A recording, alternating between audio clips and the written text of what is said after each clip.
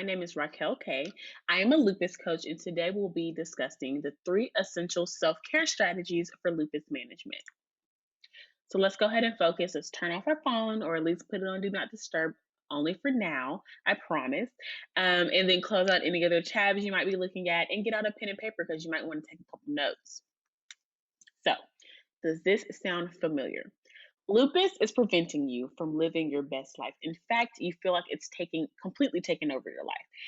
Your life is stalled, you feel defeated, you feel isolated, you feel lonely, you feel like no one understands you, and you feel like you're selling yourself short, or at the very least, lupus is making you sell yourself short. You're struggling to maintain a social life, you're struggling to maintain friendships or even personal relationships with your significant other or family relationships. And you're anxious about social outings, especially those planned far off in the future, because you just have no idea how you're going to feel that day, and you don't want to cancel but you also don't want to commit. You just have no idea what to do, so you feel stuck, and you might be at this point in time looking for supplemental help in addition to the treatment you're already receiving from your doctor. If any of this sounds familiar, then you're in the right place. Stick around, we're going to be talking about some great stuff today.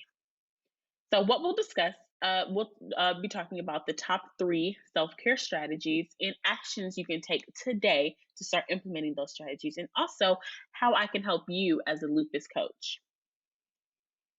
So, who am I? Again, my name is Raquel K. I'm a lupus coach.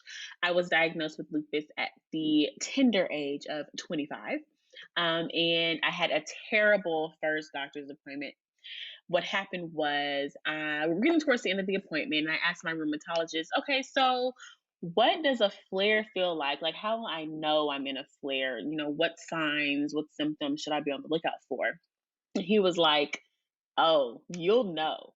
And like clicked his pen and put it in his pocket, like he really said something. And I was like, okay, if I knew, then I would have known that I had lupus this entire time. So clearly I don't know what to look for, and I need you to tell me. Like, it was just the worst experience ever. I already have lupus. I'm upset. I'm crying. It's just, oh, it was horrible. I hated the experience. And I was like, and I didn't have anyone to turn to. That was the worst thing about it. I'm the only one in my family with lupus, so I didn't even have anyone I could call or reach out to. So that whole experience was the catalyst of me wanting to become a lupus coach. I said I have to be able to provide people with some support and be there for people who are going through the same things that I'm going through. And especially when lupus starts to affect you, to the point where you can't maintain, or you feel like you can't maintain your friendships, you feel like you can't go out anymore, you can't do the things you used to do. That is a very tough turning point for everyone in their lupus journey. And I want to help people to navigate that and learn how to maintain their relationships despite having lupus. So, it's my mission to teach high achieving women with lupus how to overcome social anxiety and isolation so they can have thriving friendships and relationships. So, why is this important? Why is it important to me that I'm a lupus coach? Why do I think self care is important? It's important because I want you to be able to spend your time, energy, and attention on the things and people that matter to you.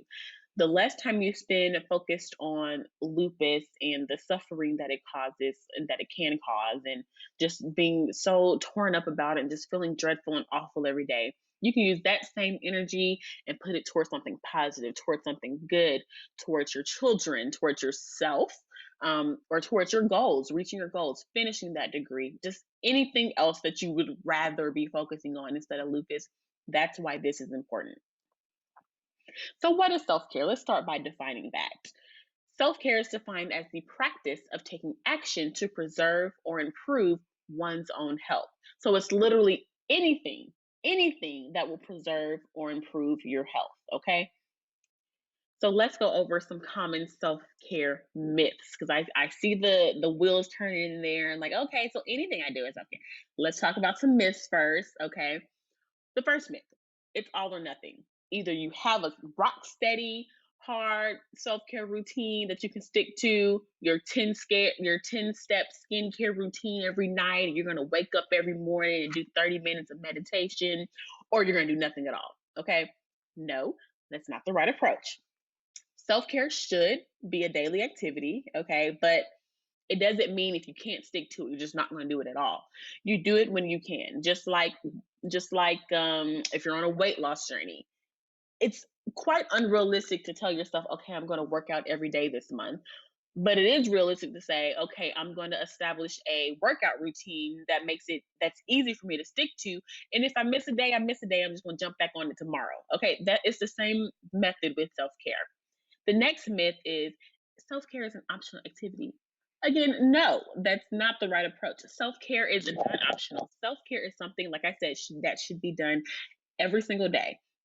You need to build a self-care routine. It's something that's feasible, something that's manageable, and you need to do it every single day. And lastly, self-care, and let me move my face out the way. Maybe I'll put it up here. Okay, self-care is anything that is soothing. That is not the case. It is soothing to drink a bottle of wine in a weekend. I may or may not have done it. Who's judging? It may be soothing to binge watch you on Netflix, and it's 8 episodes and you watched it in 2 days. No one's judging here if you've done that. If you haven't, I may have not. The specifics don't matter. What does matter is that self care is not considered just anything that's soothing. Self care does look like face masks, bubble baths, and candles, but self care also looks like budgeting, getting an oil change, going to pick up some dog food, cleaning the house, scrubbing the toilet. Self care is anything that will preserve or improve your health, okay? And health meaning your mental health, your physical health, your spiritual health, your emotional health. It covers all of those realms. So self care can literally be anything, and self care is not always fun.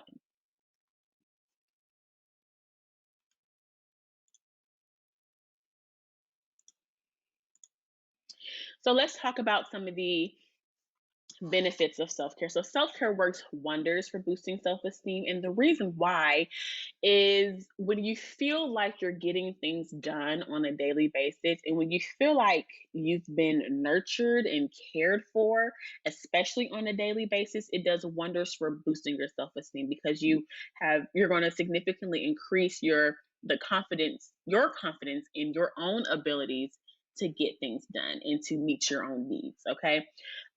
Self care also gives you a more positive outlook on life, and it relieves stress. Stress is at an all time high now. People are working several jobs, people have kids, women are taking their kids to school, getting them ready, helping them do their homework in the evening, cooking dinner, cleaning the house, doing their own homework in the evening, going to sleep, waking up, doing it all over again. Okay. It is so important that you relieve some of that stress. Okay. And self care is a great way to do it. Self care also helps you to maintain a healthy relationship with self because it forces you to always check in with yourself emotionally, mentally. I just feel off today. Like let me dive deep and see what's going on. Or especially if you have lupus or a chronic illness that affects you so physically. I feel terrible today. What happened today? I did have that bread. I did have that cheese sandwich. I did, drink those 2 glasses of Hennessy. Again, no judgment. Maybe that's why I feel so terrible. You start to recognize your triggers and just it makes putting things together, piecing things together so much more easy when self care does, and that's how you can maintain a healthy relationship with yourself. Sorry, I butchered all that, but you get what I'm saying. And it does increase your productivity. Again, when you have this routine of just getting things done and knocking stuff off the to do list, you're going to increase your own productivity. And lastly, the most important benefit, in my opinion, is that self care allows you to start living and stop existing. Self care has this beautiful, magical way of turning even the most mundane task into something enjoyable. And it's really has a lot to do with like the mental aspect of self care, but it's just phenomenal how self care can change your life. So, when you add self care and lupus, you get control.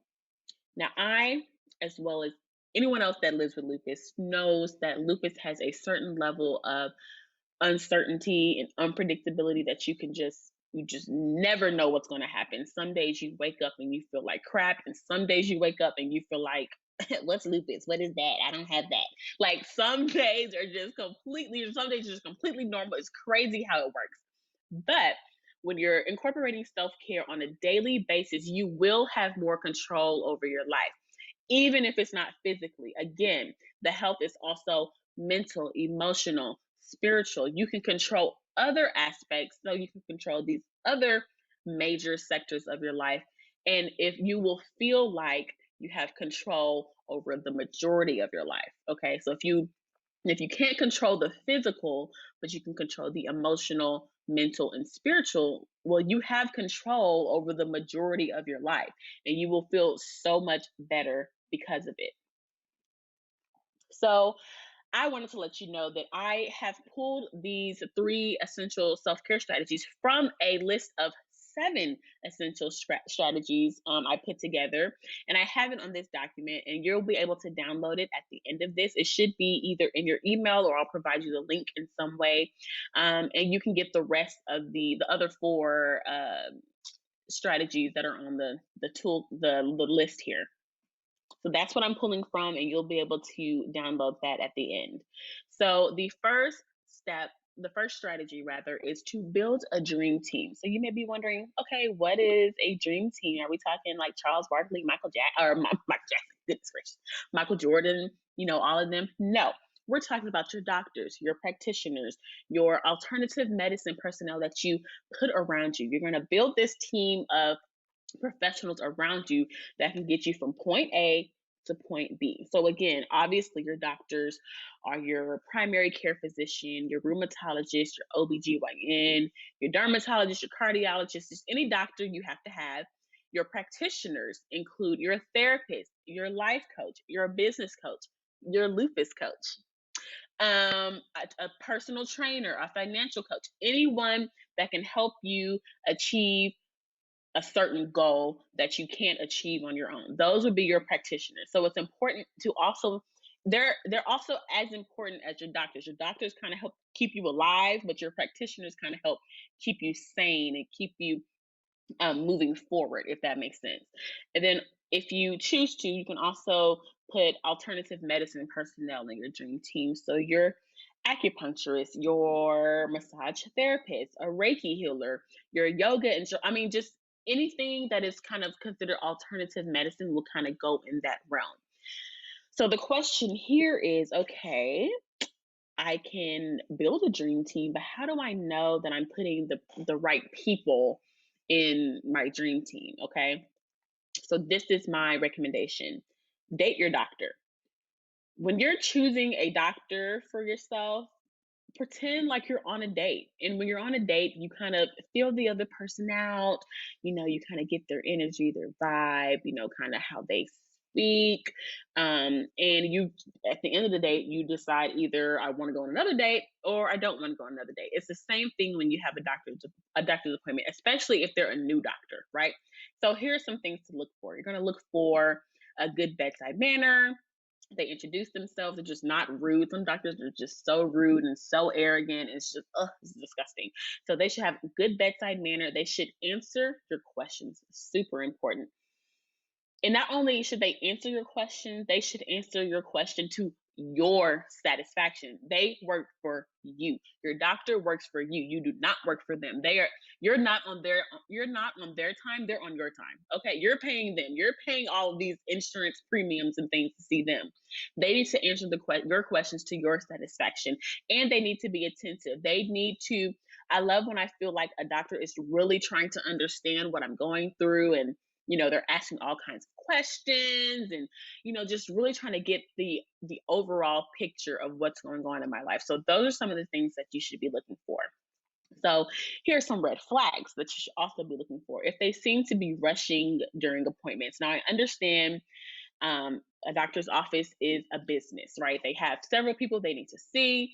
They have to stick to a schedule. However, if you've been to this doctor multiple times and you feel like they've rushed you out of the room every time, then there's a chance that maybe that's just not the office or the doctor for you, right?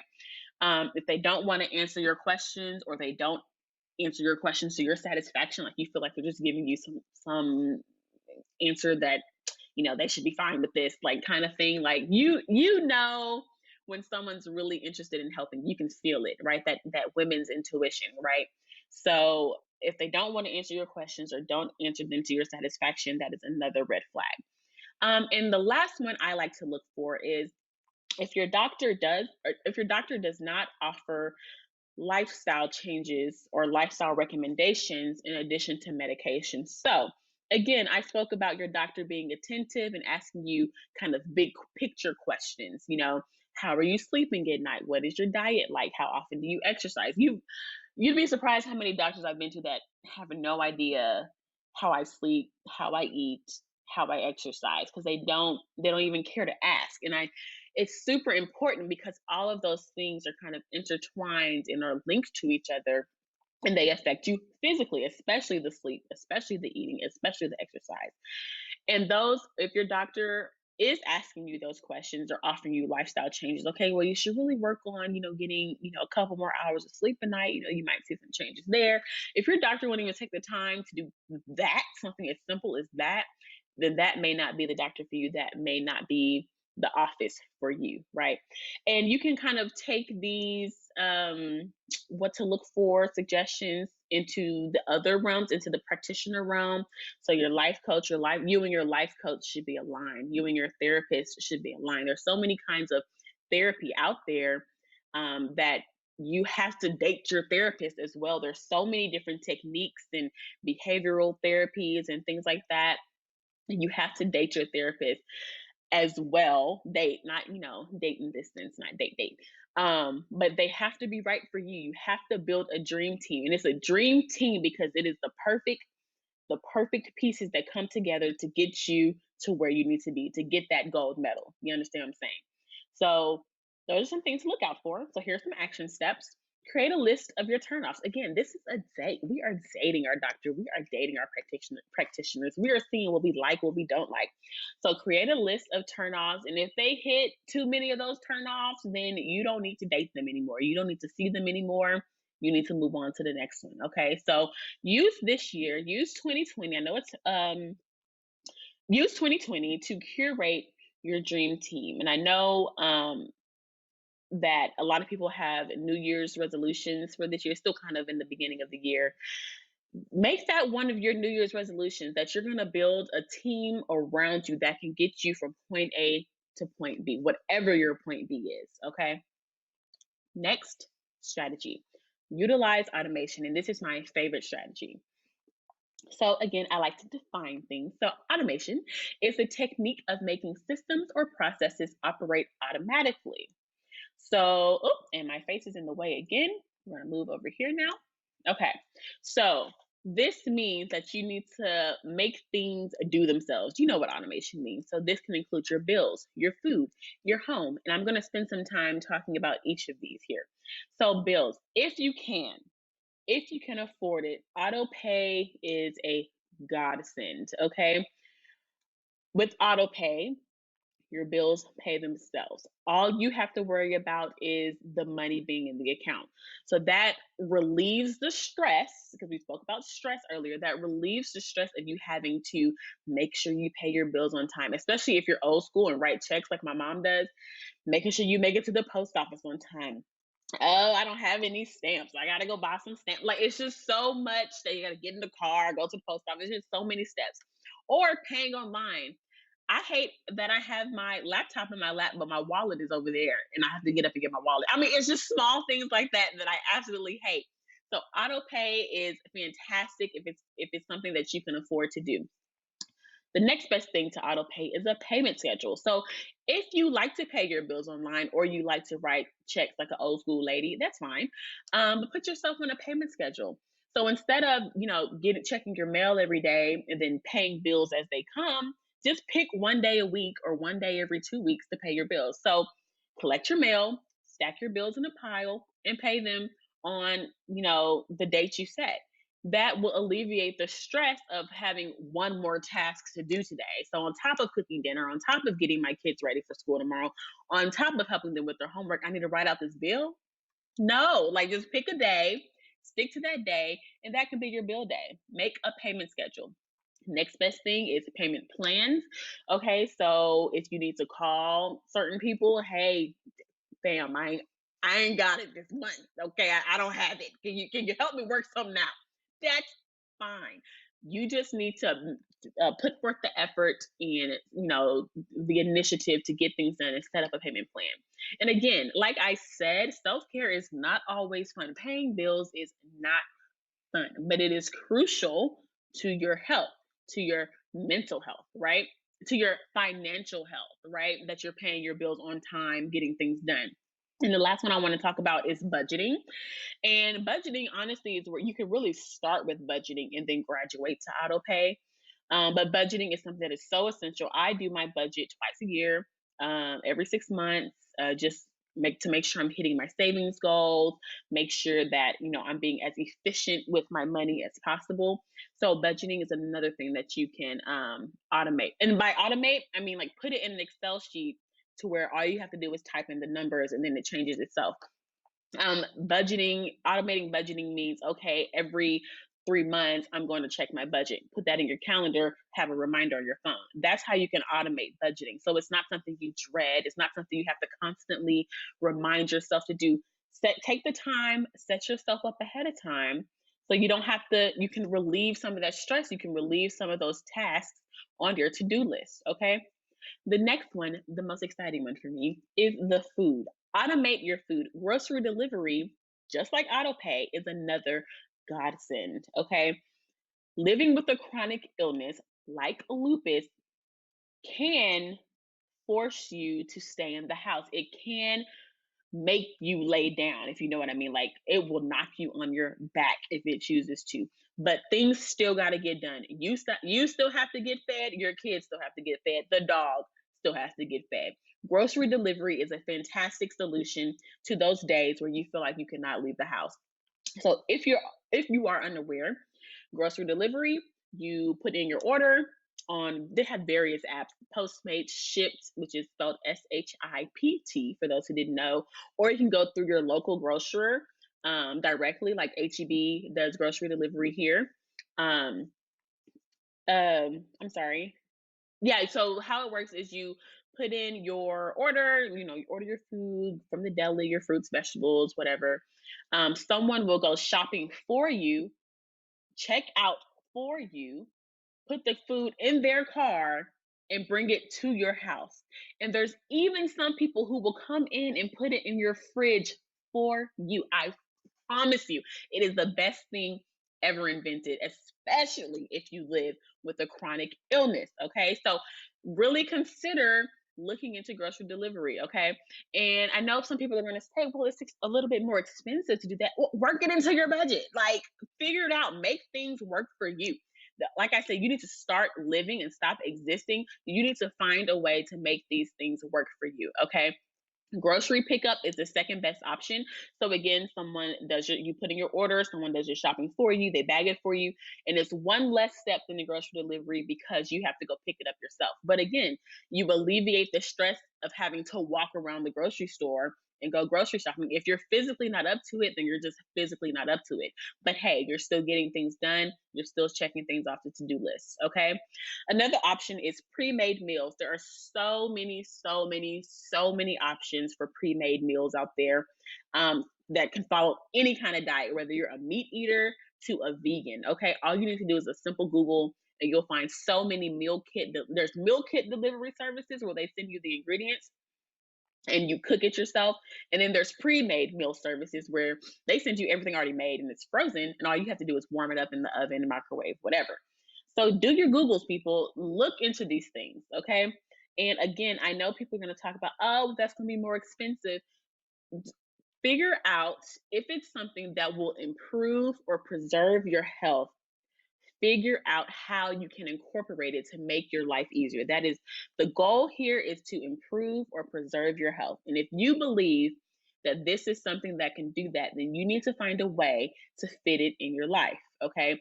Find a way to fit it in your budget. Again, self-care is not always enjoyable. You might have to cut something out to make this thing fit.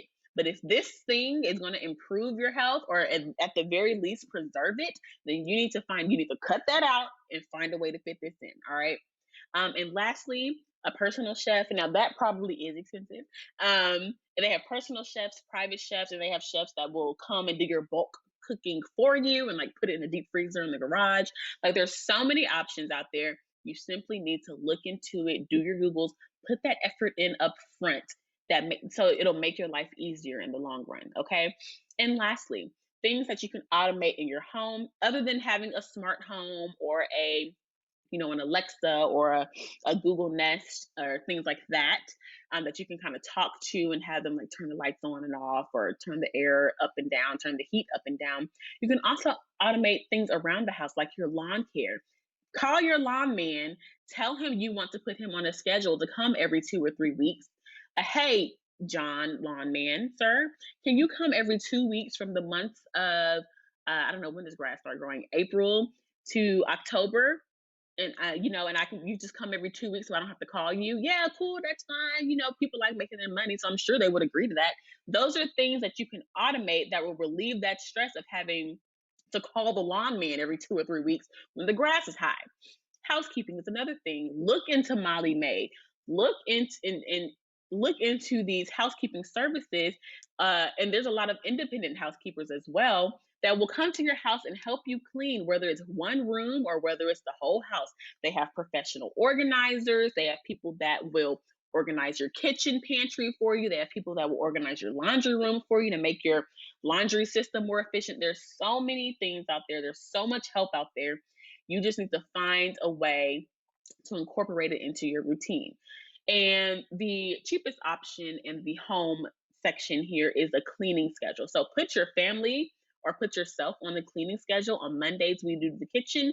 On Tuesdays we do bathrooms. On Wednesdays we do laundry. Okay, put yourself on a schedule and you will stick to that schedule so much that it becomes routine. It kind of becomes something you don't have to think about. It becomes something you don't have to stress about. You ever just come home and like automatically, like you don't even think about it, but you put your purse on this counter, you hang your keys up, you take your coat off, hang it in the closet. Like you don't think about doing these things, you just start doing them because it's your routine. So if you put yourself on a cleaning schedule and make it a routine, it's like it almost eliminates the stress of that activity because you're just going to automatically do it. It's so wonderful how this works. So, so there are some pros and cons, of course, to utilizing automation, but let's start with the pros. So there's less activities for you to physically do, especially if you have like the grocery delivery service or the lawn care service or the housekeeping service. Increased productivity. Since someone else or some other entity is taking care of this list of to do or this list of tasks, then you can tackle this list of tasks, right? So you're going to increase your productivity. Overall, you're going to get more done. And if you don't want to do this list of tasks, then you have more free time. So since something is taking care of this list over here, you have more free time over here to do whatever it is you want to do. Reach your goals, talk to your kids, read a book with your kids, walk the dog, whatever it is. It eliminates the mundane tasks. It makes life easier overall. Again, if it's going to improve or preserve your health, it's something that you should look into employing. And it gives you better home management. Now, the most important pro here is that it gives you independence. Living with lupus has rendered some people dependent on others for certain tasks. So if you can find a way to independently get things done around the house, you're going to feel so much better. It's going to boost your self-esteem. Remember, we talked about that earlier. It's going to boost your self-esteem. It's going to boost your confidence in your abilities to get things done. Maybe you can't do it physically yourself, but you're damn well going to find a way to get it done, right? You're going to be so independent. You're going to feel so much better. Now, some of the cons, and there are some cons. It does require the upfront effort. Budgeting requires the upfront effort. Scheduling time with the lawn man and figuring out a payment plan or payment cadence will require some upfront effort. It requires planning. That goes back to the cleaning schedule, that goes back to the payment plans. It does require you to sit down, put a pen to a calendar and figure some things out. And it can be costly. Grocery delivery does have a fee associated with it. Housekeeping has a fee associated with it.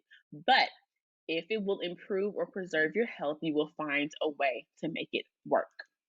Okay. I keep doing that. I'm sorry. Okay, so action steps. Create a list of things that you can automate around the house, and just start to kind of get that list going, get the brain kind of working on what will make your life easier, and make a plan to automate those things. Figure out, okay, this week I'm gonna focus on automating our groceries in the house, especially for those weeks that I just can't physically do it. I'm gonna make a plan and start implementing those steps and get that thing going.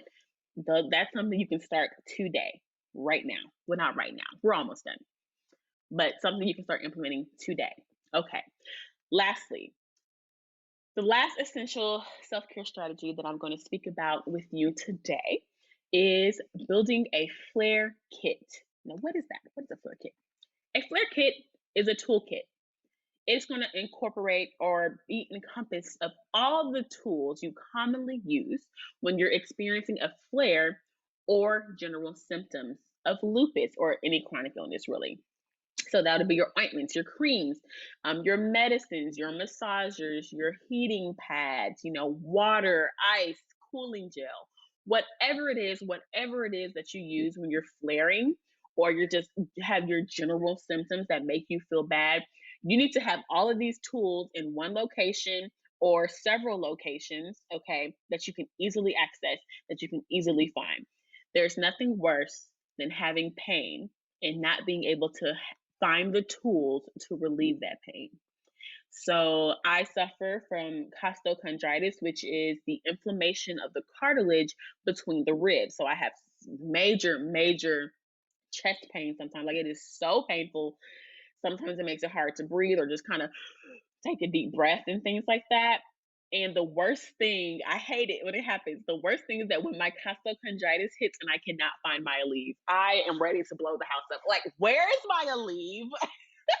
I hate when I can't find it. So if I had a flare kit that had my Aleve in one location, then that would make my life so much easier. So that's the last strategy I want to give to you is have a flare kit. Have several flare kits so you can have one at work. If you start feeling sick at work, start flaring at work, you need to have one in your car. If you have a husband and he has a separate car, put one in his car.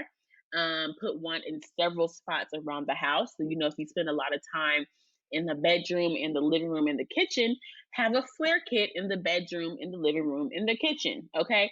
Keep things handy.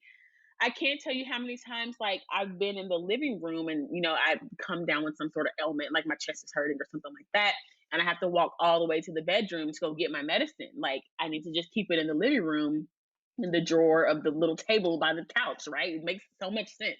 But it's something that people don't really think about. So that's why I'm telling you about it. So take the time to build your flare kits and put them in several places. Okay.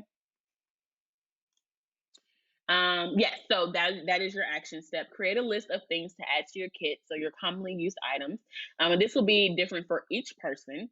And then you need to station each kit. Each kit needs to go in a certain place. So the location that you spend your most time are the places that you need to have a kit.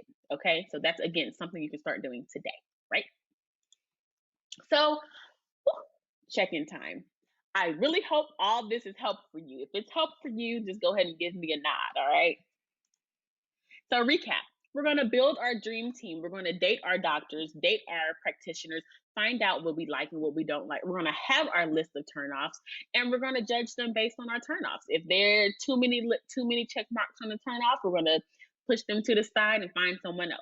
We're going to utilize automation. We're going to do our research. We're going to budget. We're going to look and see how much things cost and see if we can incorporate some of these things that will make our lives easier in the long run.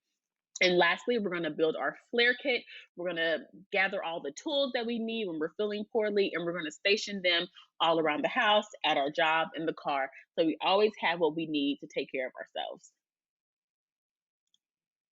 So What if you implemented these three strategies so you could start living your best life? Would that make a difference to you? Would that make a difference in your life? Okay, so if you want to hear how I can help you, again, give me another nod. I can give you a clear roadmap and accountability for building your unique self care routine, specifically curated to make hashtag lupus life easier. Design your life so that you are in control. Remember, self care plus lupus equals control. I can help you design your life so that you have more control. Eliminate the mental blocks, learn effective communication, and rebuild your social life. You know that is my mission. If your social life, if your relationships are suffering because of lupus, because you don't know how to communicate, because you feel like no one understands you, you feel isolated, you feel lonely, I can help you rebuild all that. I can help you remedy all that. Okay? So here's what to do. Download the checklist. I'm gonna make that link available to you, and also book a call. Right now, I'm doing my Lupus Lifestyle Audit calls, where we kind of, get a feel, figure out your pain points, see where some of the gaps you're missing, and how we can get you from point A to point B. Those are completely free. All you have to do is book a call, and I'll make that link available to you as well. Lastly, make sure you download the checklist. That will be available for you. And that is the end. We are here. We are at the end. Thank you so much for tuning in, and I'll see you next time. Bye now.